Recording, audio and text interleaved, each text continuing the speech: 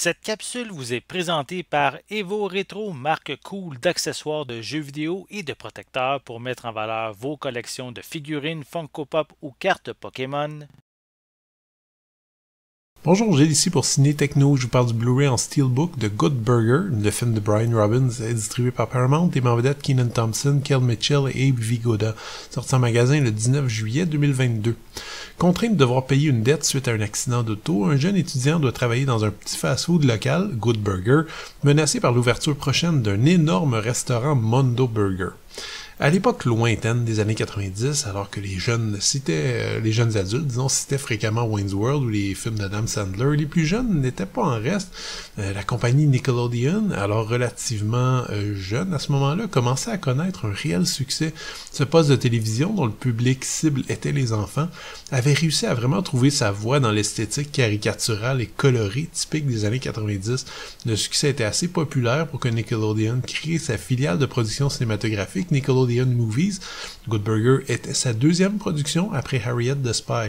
Inspiré des sketchs de l'émission All That, Good Burger propose une comédie complètement absurde, ridicule, volontairement stupide. Bref, c'est un film qui est quand même à l'épreuve de la critique parce que c'est un film qui fait aucun sens, qui a un scénario à peine esquissé, des personnages grotesques et des interprétations globalement assez nulles.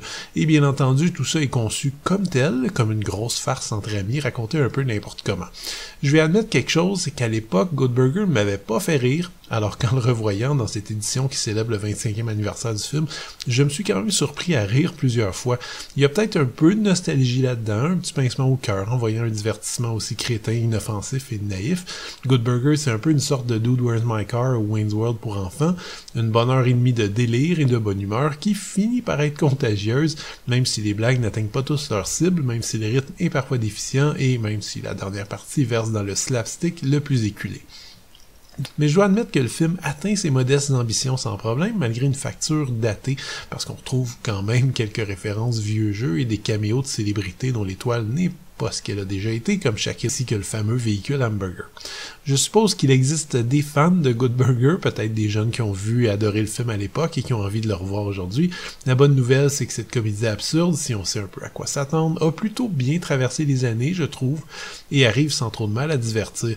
Cette nouvelle édition permet aux amateurs d'apprécier le film en steelbook, mais si vous avez déjà acheté le film dans son édition précédente, sachez que le disque ici est identique. C'était Gilles, merci, bon visionnement.